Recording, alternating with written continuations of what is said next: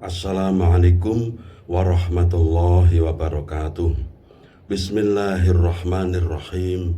Alhamdulillahirabbil alamin. Wabihi nasta'inu ala umurid dunya waddin. Wassalatu wassalamu ala ashrafil mursalin Sayyidina Muhammad wa ala alihi wa sahbihi ajma'in, amma ba'du. Mitra Persada FM yang dirahmati Allah, kita bersyukur karena kita diberi nikmat yang besar, nikmat yang banyak oleh Allah Subhanahu wa Ta'ala. Mari kita gunakan untuk kebaikan-kebaikan, untuk hal-hal yang positif. Hari ini kita bersama-sama membaca, mempelajari, dan berusaha untuk menyebarkan dakwah Al-Quran. Saya sebagai penyuluh agama Kementerian Agama Kabupaten Blitar sudah sejak lama mengemban tugas ini. Ini adalah tugas dari pimpinan saya dan berguna termasuk untuk saya, karena dengan menyampaikan seperti ini saya semakin bertambah pengetahuan. Dan mitra persada yang di rumah, apabila ada kitab Al-Quran, mari kita buka bersama surat Al-Isra atau surat Bani Israel. Surat Al-Isra ini juz 15. Jadi awal dari juz 15 itu surat Al-Isra, surat yang ke-17 dalam urutan mushaf Al-Quran. Surat Al-Isra ini termasuk Makkiyah, artinya surat-surat ayat-ayat itu turunnya di Mekah atau sebelum Kanjeng Nabi hijrah ke Madinah. Bismillah, a'udzu billahi minasyaitonir rajim. Bismillahirrahmanirrahim. Subhanalladzi asra bi'abdihi lailan minal masjidil harami ilal masjidil aqsa alladzi barakna haulahu linuriyahu min ayatina innahu huwas sami'ul basir. Bismillahirrahmanirrahim. Subhana, moho suci, tanzihan moho suci, sapa alladzi zat, tegese Gusti Allah asra kang nglakokake sapa alladzi bi abdi kelawan kawulane alladzi Muhammadin rupane jeneng Nabi Muhammad sallallahu alaihi wasallam lailan ing dalem wengi. Nusibah atau nasbun alal dzarfi. Kata lailan itu dinasabkan karena menjadi dzorof zaman, kata keterangan waktu. Wal isra'ulan utawi kang aran Isra iku sairul laili, mlaku ing dalem wengi, mlaku atau berkendara yang waktunya itu tidak siang tapi malam, itu namanya Isra. Asra yusri isra'an.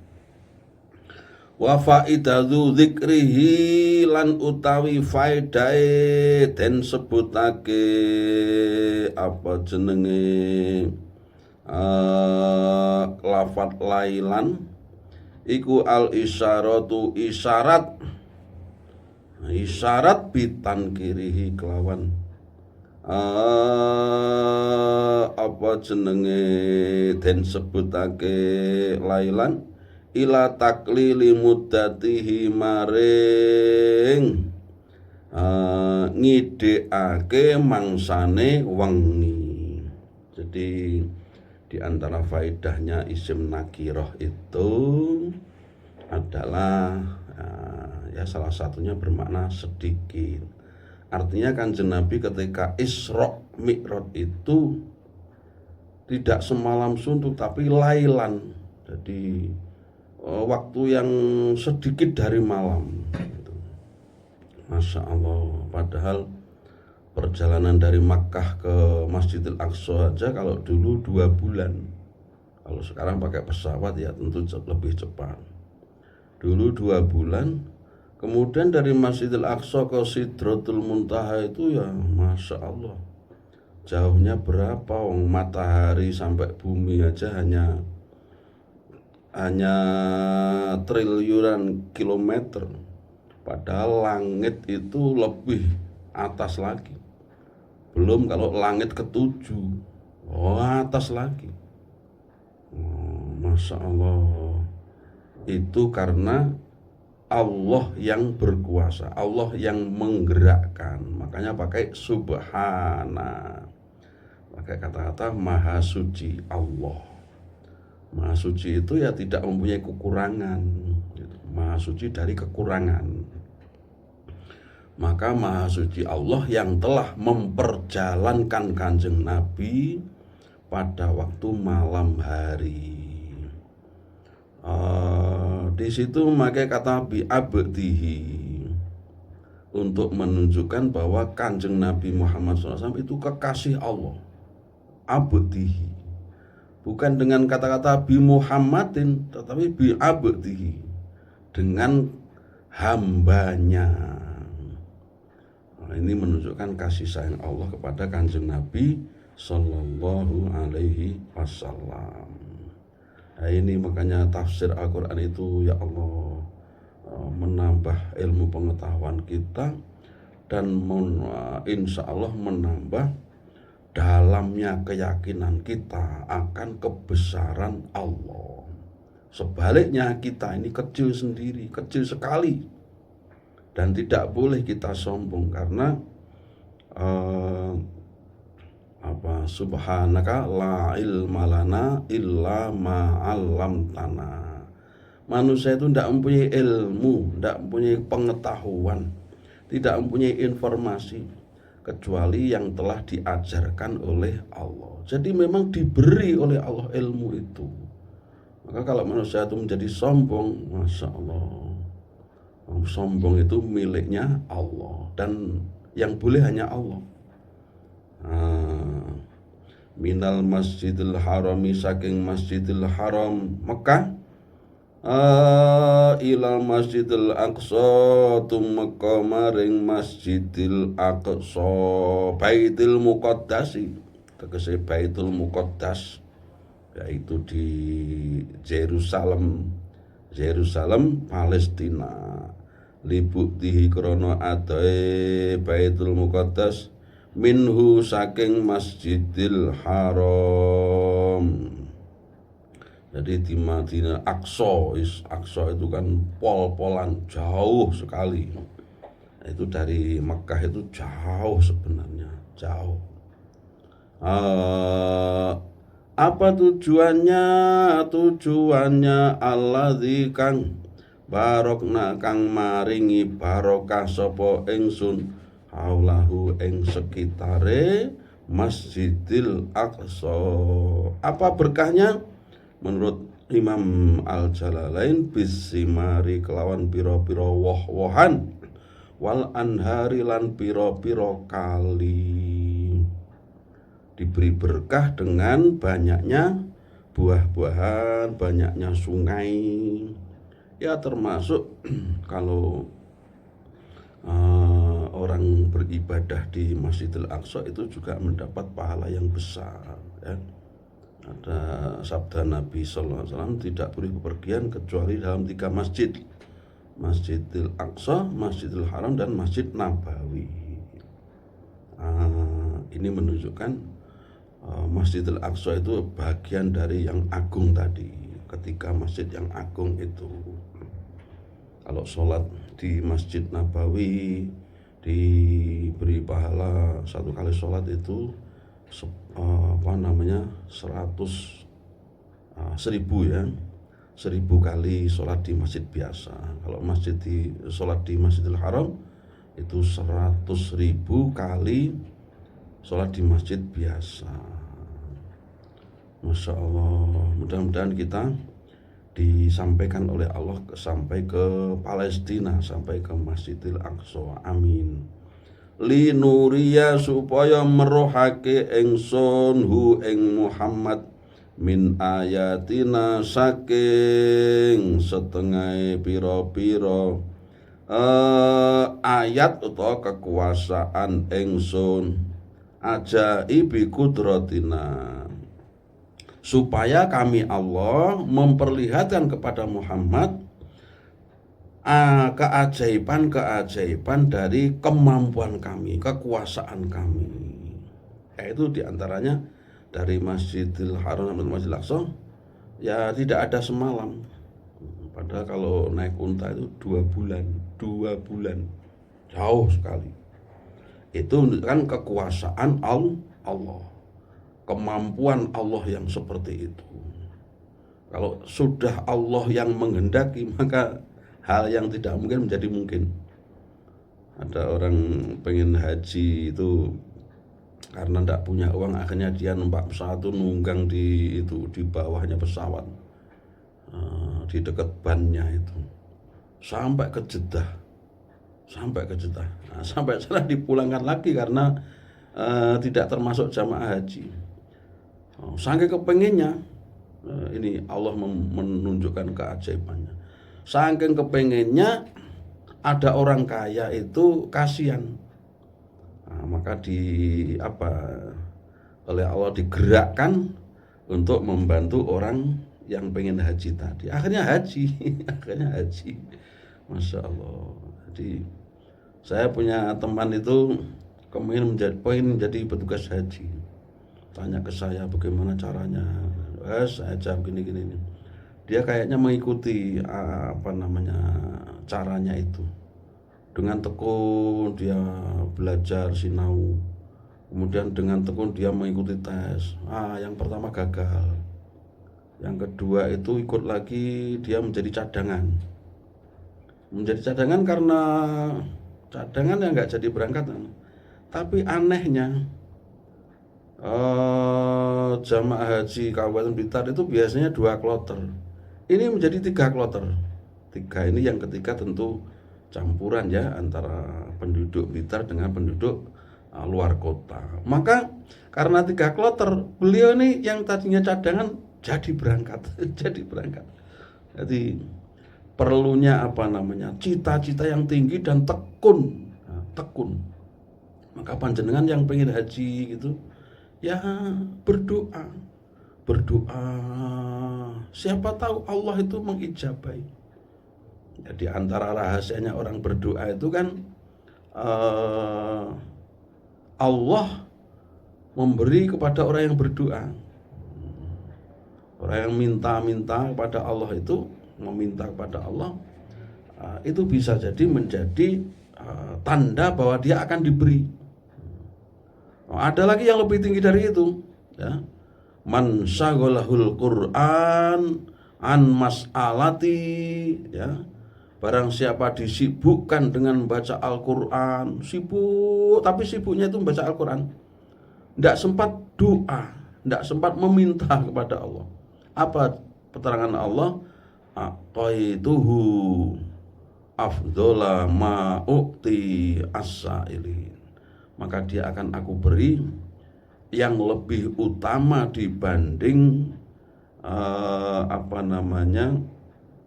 pemberian kepada orang yang berdoa, orang yang meminta. Jadi orang itu ada yang sibuknya itu Al-Quran saja, tidak sempat meminta, tidak sempat berdoa kepada Allah. Itu akan diberi apa yang tidak diberikan kepada yang meminta-minta. Masya Allah. Jadi itulah kekuasaan Allah. Hakikatnya Allah itu kuasa betul, sangat berkuasa, dan sangat mampu melakukan hal yang menurut akal tidak bisa. Maka kita tidak bosan-bosannya berdoa kepada Allah, berdoa kepada Allah. Saya dulu juga pernah pada waktu diikutkan menjadi peserta MTQ di Mesir. Nah, itu kan pesawatnya sudah lewat dekat dengannya Makkah kan. Pada waktu itu belum haji gitu. Wah, di pesawat itu saya, aduh, ya Allah, saya sudah mau sampai ke Mesir, ke Saudi belum pernah. Perjalankanlah ya Allah saya untuk bisa haji. Nah, ternyata ya alhamdulillah. Jadi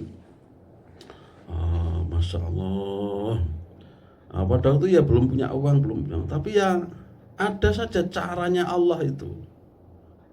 Jadi sebelum berangkat akhirnya lunas juga. Berangkatlah. Jadi kita jangan menyia-nyiakan atau jangan menganggap kecil suatu doa. Suatu doa itu memang komunikasi langsung antara hamba dengan Allah. Istilahnya komunikasi transendental, komunikasi dengan sesuatu yang tidak kelihatan. Nah, ini namanya komunikasi transendental. Dalam Islam ada itu. Jadi komunikasi manusia dengan Allah, seperti Nabi Musa dengan Allah, Nabi Isa dengan Allah, Nabi Nuh dengan Allah, ya. Para nabi lah dengan Allah. Mitra persada, kemudian innahu huwas samiul basir. Ayat ini diakhiri dengan innahu. Setuhune utai Gusti Allah, huwa hiya Gusti Allah, iku as-sami'u zat kang midanget, al-basiru tur zat kang mirsani, ai al-alimu tegese zat kang mudaneni, bi aqwalin nabi kelawan bi aqwalin nabi kelawan pira-pira dawuh Kanjeng Nabi sallallahu alaihi wasallam, wa af'alihi lan pendamelane Nabi kan sallallahu alaihi wasallam, fa an'ama alaihi monggo paring nikmat sapa Allah alaihi ing atase Kanjeng Nabi, bil isra'i kelawan isra al mustamili kang mengku alastimaihi ing atase kumpule Kanjeng Nabi sallallahu alaihi wasallam bil anbiya kelawan pira-pira nabi, wa urujihi lan munggah Kanjeng Nabi ilas sama maring langit, wa ru'yati ajaibil malakuti lan Kanjeng Nabi mirsani keajaiban alam malakut. Alam malakut itu yang di langit sana. Wa munajatihi lan munajat Kanjeng Nabi, bisik-bisik Kanjeng Nabi, lahu ketuya Allah taala halimaha lurus Allah taala. Fa innahu mongko sedune Kanjeng Nabi sallallahu alaihi wasallam iku kala ngendika sapa Kanjeng Nabi sallallahu utitu den paringi sapa ingsun bil buruk iklan buruk, wa huwa utawi buruk iku dabbatun binatang kewan abyadu kang rupane putih, fauqal khimari sak ndure khimar. Jadi lebih besar daripada khimar. Dengan nek dereng mirsani khimar ya dilihat di Google aja ngetik khimar gitu nanti kelihatan gambarnya itu. Watu nalbukli lan sak ngisore bagol, bagol itu juga binatang kaki 4. Nah, buruk ini lebih besar dari bagol dan lebih kecil dibanding khimar, lebih besar dibanding khimar, kemudian lebih kecil dibanding bigol atau bagol. Kanjeng Nabi di Isra Mi'rajkan dengan buruk kalau di dalam tafsir Jalalain ini. Jadi ini diumpamakan, kalau dulu kan orang pada tidak percaya Kanjeng Nabi Isra Mi'raj, mosok sewengi teko Masjidil Aqsa sampai langit ke-7 menghadap Allah, tidak percaya. Itu satu-satunya yang percaya adalah Abu Bakar, Sayyidina Abu Bakar, maka bergelar As-Siddiq, orang yang selalu membenarkan. orang yang selalu membenarkan.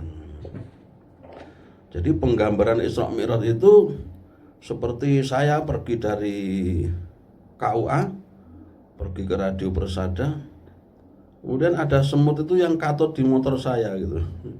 Nah, semut itu aslinya kalau jalan sendiri dari KUA sampai sini ya lama. Tapi karena ngikut motor saya, cepet itu, cepet. Nah itu Kanjeng Nabi karena diperjalankan oleh Allah, Allah yang menghendaki, ya mudah saja, cepet saja. Makanya tidak ada yang tidak mungkin. Kekuasaan Allah itu bukan main.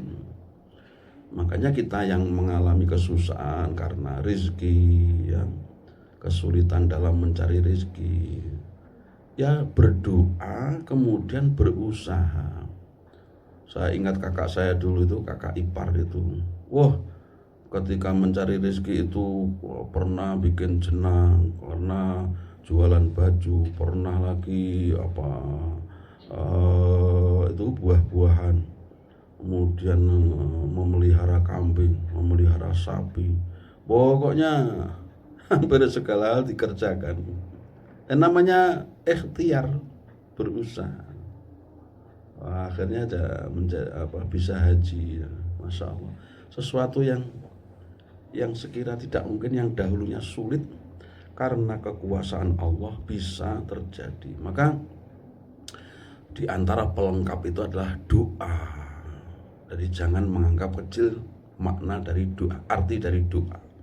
Doa itu sangat apalagi dikerjakan pada waktu-waktu yang mustajabah, seperti habis sholat fardu, habis menolong orang, doanya orang yang terzolimi, ketika kita sedang puasa, ketika kita sahur, ketika kita berbuka puasa, ketika hari Jumat, malam Jumat, dan di waktu-waktu yang di tempat-tempat yang khusus seperti di Arafah, di Masjidil Haram, pokoknya di Mekah, di tempat-tempat yang ya mustajabah, itu gampang dikabulkan oleh Allah. Apabila sesuai dengan takdir Allah, maka akan ditakdirkan dikabulkan. Nah, Mitra Persada, innahu huwas samiul basir. Kemudian dilanjutkan pada ayat 2, ya. Wa ataina Musal kitab. Wa ataina lan paring sapa ingsun Allah Musa ing Nabi Musa Alkitab ing kitab, at-Taurat tegese kitab Taurat. Wa ja'alna lan dadekake sapa ingsun hu ing Taurat hudan ing petunjuk, pituduh. Di Taurat itu merupakan petunjuk bagi manusia. Li Bani Israil, kedue Bani Israil, li alla yattakhidhu, supaya yen to ora dadekake sapa Bani Israil min duni saking liyane ingsun wakilan ing pelindung. Jadi Bani Israil diberi kitab Taurat itu pertama sebagai petunjuk, yang kedua agar mereka tidak menjadikan selain Allah itu sebagai pelindung. Nah, itu tadi cerita kebesaran Allah, kekuasaan Allah yang bukan main tadi, bisa memperjalankan semalam waktu lailan, ya, pakai nakirah itu hanya sebagian malam saja sudah sampai Masjidil Aqsa, sudah sampai Sidratul Muntaha, sampai pulangnya. Kemudian kekuasaan Allah dalam mengubah manusia, nasib manusia tadi yang saya ceritakan, orang kepingin haji tapi tidak punya uang, orang yang pengen jadi petugas haji bagaimana caranya, berusaha. Nah, begitu juga kitab Taurat itu kami berikan kepada Nabi Musa sebagai hidayah, sebagai petunjuk untuk kaumnya, yaitu Bani Israel, agar mereka tidak menjadikan selain Allah itu sebagai pelindung, agar mereka berarti menjadikan hanya satu-satunya kepada Allah lah minta perlindungan. Ya keajaiban ta'awud, keajaiban ayat kursi, yaitu Bismillahirrahmanirrahim. Masya Allah. Dulu pernah ada sahabat Kanjeng Nabi itu kesengat binatang yang menyengat itu. Kemudian dia ingin sembuh, datanglah ke seseorang, bukan ke Kanjeng Nabi, datangnya ke seseorang. Kemudian hanya dibacakan surat Al-Fatihah dan disampaikan bahwa dengan Fatihah itu kok sembuh ya. Maka Kanjeng Nabi berkomentar itu adalah ruqyah. Artinya surat Al-Fatihah itu bisa digunakan untuk tujuan apapun, tujuan kebaikan tentunya ya. Misalnya kita mau bepergian, baca surat Fatihah 1 kali. Mau tidur, baca Fatihah 1 kali. Kalau mau tidur itu ayat kursi ya. Tapi baca Fatihah ya nggak dilarang. Mau mendoakan anak yang ada di kejauhan, dikirimi hadiah Fatihah. Fatihah itu 5 quri Allah. 5 quri Allah. Fatihah itu tergantung niatnya untuk apa. Itu baru Fatihah. Ayat-ayat lain banyak. Jadi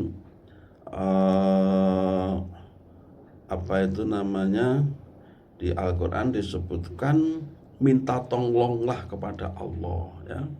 Minta tolonglah kepada Allah dengan sholat. Nah, sholat tentunya kan ada bacaan Fatihah. Kemudian juga dengan kesabaran, wasta'inu bis-sabri was-shalah. Nah, kemudian dzurriyyata man hamalna ma'anu.